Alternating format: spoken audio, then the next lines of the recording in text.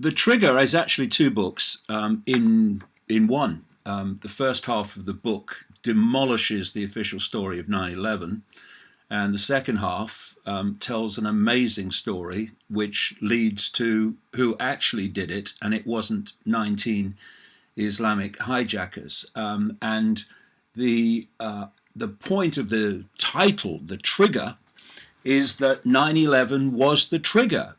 If you look at the sequence of events that has happened since 9/11, both in attempted and in some cases achieved regime change in the Middle East, and you look at the disappearance of privacy, the emergence of the Big Brother state, this is something that followed, in terms of the speed of it unfolding, it followed 9/11, which was the trigger to start this sequence, which is still going on. And there are many phases of it to come, unless people in large numbers start to realize what's actually happening, and that events that seem to be, on the face of it, completely unconnected are fundamentally connected. Whether it's Greta Thunberg or whether it's impeachment of Trump, indeed the emergence of Trump, and so many other things that are happening today, they're all connected to a particular agenda. Back before we were going to have you on the air earlier, but I had a situation with my wife I had to take care of with regard to her surgeries. And what was interesting is that as I was reading along in The Trigger and actually going back, I started realizing some things about 9/11. And that was, like, for example, the Patriot Act was like a 300-page document that was like produced within weeks of 9/11, signed into law, and it basically took away all of our rights, which meant that maybe this legislation was written way before 9/11 happened, meaning that they were waiting to put this into play. Would you agree with me? 100%. The Patriot Act was actually written by Michael Chertoff. Michael Chertoff is an ultra Zionist extremist who actually, as head of the criminal division of the Justice Department, oversaw the entire non-investigation of 9/11. Indeed, even without, as I do, taking apart every aspect of the official story of 9/11 in the book, just following the cover-up shows that the official story is not true. Otherwise, they wouldn't be desperately seeking to cover up what actually happened. Another ultra-Zionist called Philip Zelikow was appointed by Bush Cheney to oversee as executive director the 9/11 Commission. A 9/11 Commission that's supposed to be the official investigation into 9/11, that Bush and Cheney resisted till their knuckles turned white, actually having it all. Then they announced that after public pressure they would have an inquiry. You would have an inquiry into the biggest terrorist attack on American soil in American history. Well, they then decided, okay, well, we'll have a fallback position. We'll put Henry Kissinger in charge of it. And of course, that was so ludicrous that Kissinger had to stand down. And they replaced him, in effect, although there were people like Thomas Keane who were supposed to be running it, they weren't. Thomas Keane, the chairman, who actually said that the commission was set up to fail, exactly what it was. And they had Zelikow actually running the show. And what was left out of the 9/11 Commission just tells the story. For instance, 3 buildings fell on 9/11. Most people seem to think, especially around the world, that only 2 did, the Twin Towers. No, a third one did. Building 7 at 5:20 in the afternoon wasn't hit by a plane or anything. And if people go on the internet and put Building 7 collapse, they will see the most blatant controlled demolition you will ever see. They actually came out, this is the official story, Clyde, this is the official story, that a 47-story steel frame building, Building 7, came down because of office furnishings fires. It's completely ludicrous. And to put that out in the commission report, people would have said this is ridiculous. So how did they get by it? How did Zelikow get by it? They don't even mention Building 7 in the 9/11 commission report, one of 3 buildings that fell, because they can't explain it other than a controlled demolition. Exactly, and those are some things that certainly a lot of people remember. Of course, when you jog their memory, they remember this about what happened at 9/11 and how it went from then till now, a constant fall apart, a constant. It's like we're under controlled demolition with wrecking ball operations that are to destroy what this country stands for. And it's gone back, and I said, back to 9/11. We always go back to where they say we all united, but in reality, it started the pull apart and started the division. An established system like ours and others, can knit corruption into government constructs, where the law itself grants immunity in a way that makes successful prosecution the exception, especially when it comes to those who are truly the criminals that were involved in 9/11. In fact, we talked a few days ago, but right on the 9/11 anniversary, about how Robert Mueller was the investigator, didn't do much to investigate 9/11, didn't reveal much. But here's something that's interesting I want to kind of share with you. We'll get back to David. Did you know the overall cost for investigating the Space Shuttle Challenger disaster totaled $100 million? The Columbia disaster investigation came in at a whopping $175 million. When it comes to alleged criminal activity or wrongdoing with a political figure or alphabet agency, investigation budgets are much lower. The investigation into Watergate, that totaled $12 million. The Clinton-Lewinsky scandal investigation cost $30 million. Iran-Contra ran up a total of $35 million. Now, the investigations of the September 11th attacks only totaled $3 million.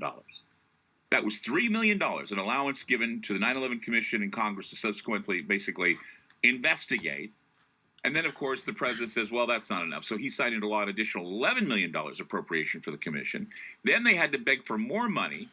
But then after haggling and begging, $15 million was what they finally landed on, which is still a lot less than investigating a stain on a blue dress. How much money are we going to be putting forward to investigate Donald Trump for malfeasance and his impeachment as they're moving forward with that?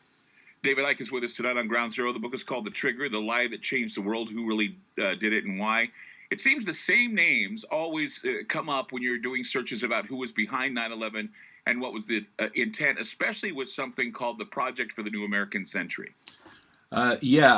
I can give you a quick sequence. One of the things that I expose in the book is a secret society, actually a death cult, goes under the name of Sabbatean Frankism, which we might get into the history of that a bit later, maybe. But just think of a death cult, and one of the expressions of this death cult, and there are many others, is that cabal that controls Israel, controls Mossad, controls the Israeli military, etc. And these are not actually Jewish people in the sense of we would perceive Jewish people. These are interlopers, which go back, this cult goes back at least to the 17th century. And they're interlopers that took over Israel, or actually created Israel. They manifest also as the Saudi Arabian royal family, or fake royal family. And in 9/11, of course, you have a big accepted Saudi involvement, with most of the alleged hijackers being Saudi Arabian. But what's lost, and it's lost because it's systematically lost, is the fundamental involvement in 9/11, the central involvement with elements of the CIA and the American military and others, because this cult has infiltrated America big time. And you have this suppression of this fundamental central involvement of Israel, I say this cult that runs Israel. And so if we go through a quick sequence, in 1979, the so-called father of Israeli intelligence, a man called Issa Harel, did an interview with an American journalist in which he predicted that Arab terrorists would target New York's biggest building. He said they would do this because buildings are a phallic symbol in the Islamic culture. They are a big time a phallic symbol in the death cults culture, by the way. And therefore attacking that or something like that would break the spirit of America, basically, break the Mm-hmm. confidence of America. That was basically the theme. Also in 1979, a guy called Benjamin Netanyahu started to organize conferences attended by the American elite. First one was in Jerusalem, second in 1984 was in America, in which these conferences were calling for, wait for it, a war on terror. And the a whole sequence, which we maybe continue. Are we going for a break now, Clyde? Yeah, we're going for a break now, I'll we continue can continue afterwards. this. Sure, It's an continue the amazing sequence. it's an amazing sequence. Okay, we'll talk with David Icke coming up. The book is The Trigger, The Lie That Changed the World, Who Really Did It and Why. A lot of things about 9/11 that leads up to where we are now with the division in this country and why we certainly are continually being divided. It's no longer the Hegelian dialectic of problem, reaction, solution. It's now problem, reaction, outrage. And we have the external mob to take care of everything else. You know, the idea of you're either with us or you're with the terrorists and all that stuff. This is where the division begins. This is where, people were trying to make heads or tails about what's going on.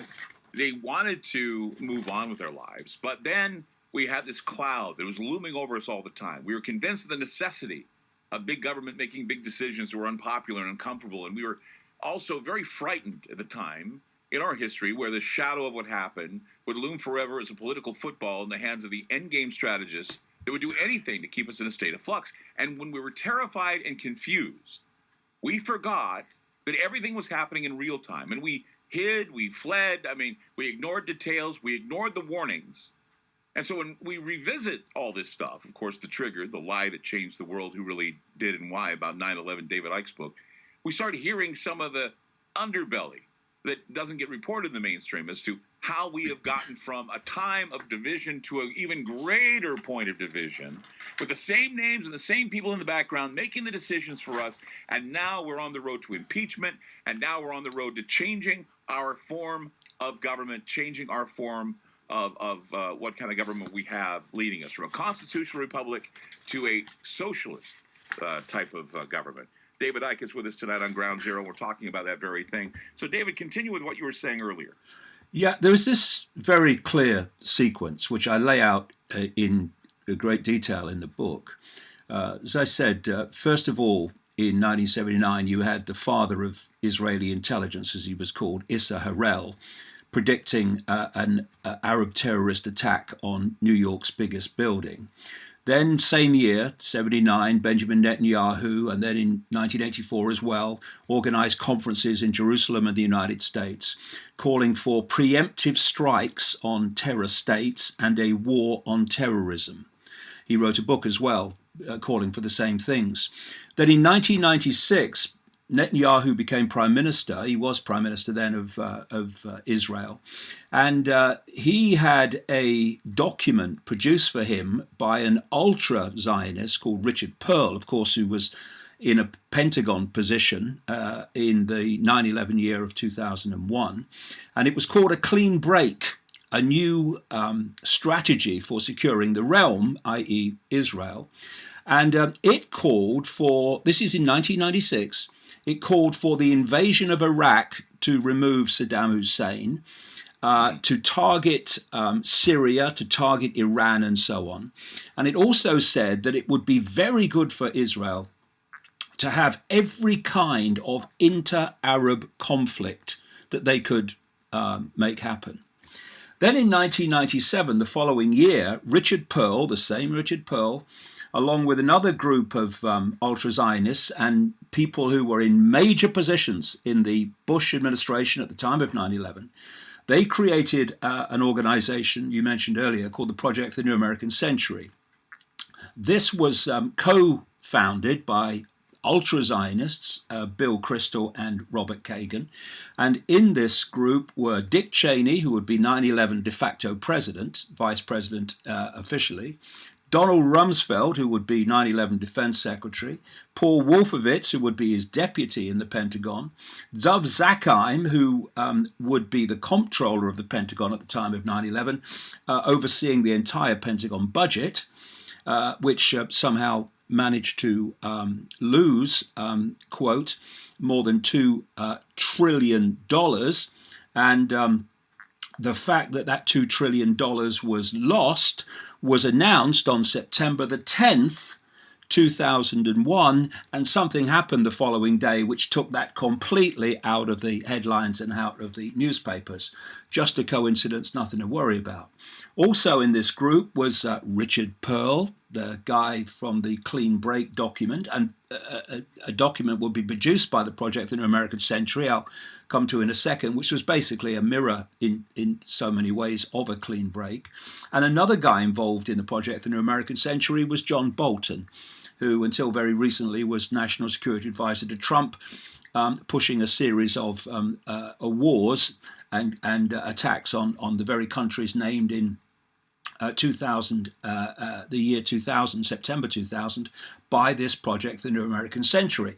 Because what happened is that in September 2000, the Project: The New American Century published a document which called for American troops to fight and decisively win multiple simultaneous major theater wars in the Middle East and elsewhere to regime change a series of countries. The countries they named were Iraq, Libya, Syria, Lebanon, Iran, North Korea, leading to regime change in China, plus some others.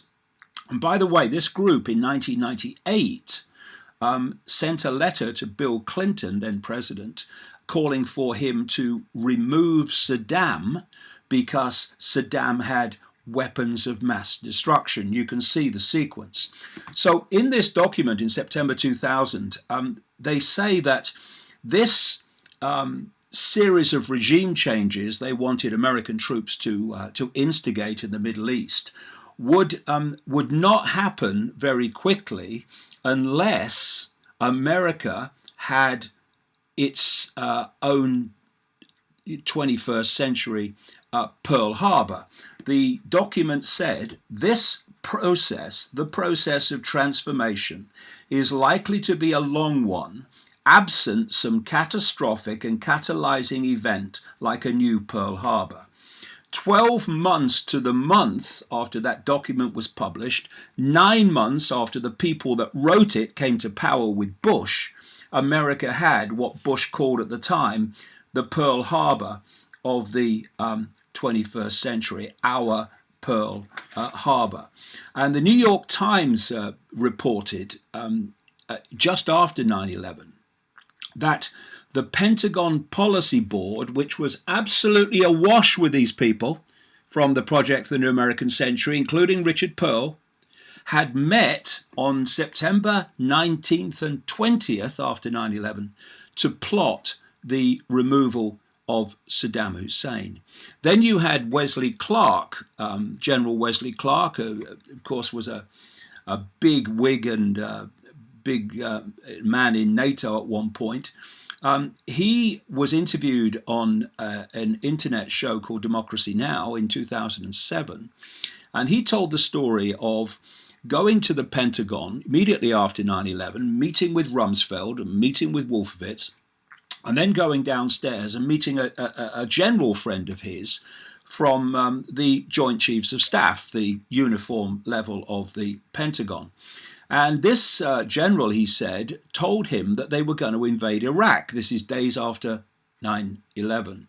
And Clark said, "What do you mean we're going to invade Iraq? Were they involved in 9/11? The general said, "Well, we don't think so, but we're going to invade Iraq, apparently." And because of compartmentalization, fierce compartmentalization, this general really wouldn't know what the game was at all, just does as he's told. Anyway, Clark said he went away, came back a few weeks later, while by this time America is in Afghanistan, something that, just like the Patriot Act, had to be organized long before actually the invasion took place of Afghanistan. And he said he met the same general, and he said to the general, "I thought we were invading Iraq. Why haven't we invaded Iraq?" And the general said to him, "Well, it's worse than that, sir. we're going to invade 7 countries in 5 years. And he named them. And those countries were straight off the pages of the Project for the New American Century document.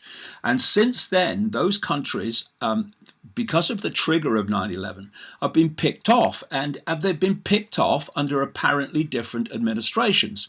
So you had Republican Bush and Labour Party, Tony Blair in Britain, lying to invade Iraq. Why did they lie about weapons of mass destruction, something that these ultra-Zionists were talking about years and years before?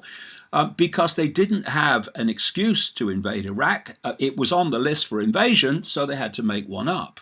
Then Bush and Blair, they disappear, and in come Democrat Obama and Conservative Party Prime Minister David Cameron, and they oversee the removal of Gaddafi in Libya on the list, and the start of the catastrophe that has become Syria. And without the intervention of Russia, they would have regime changed Syria long ago. And then they go away, and in comes the maverick, Donald Trump, and his regime starts to target Iran. And of course, the key to this Iran thing kicking off was walking away from the Iran nuclear deal, which the Trump administration has done.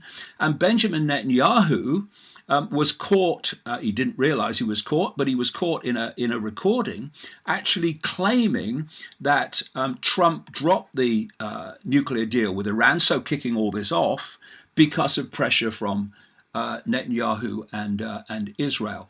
And then you look at 9/11, and I go into this in detail into the second half of the book, and ultra-Zionists were involved in every aspect of 9/11, not least the cover-up.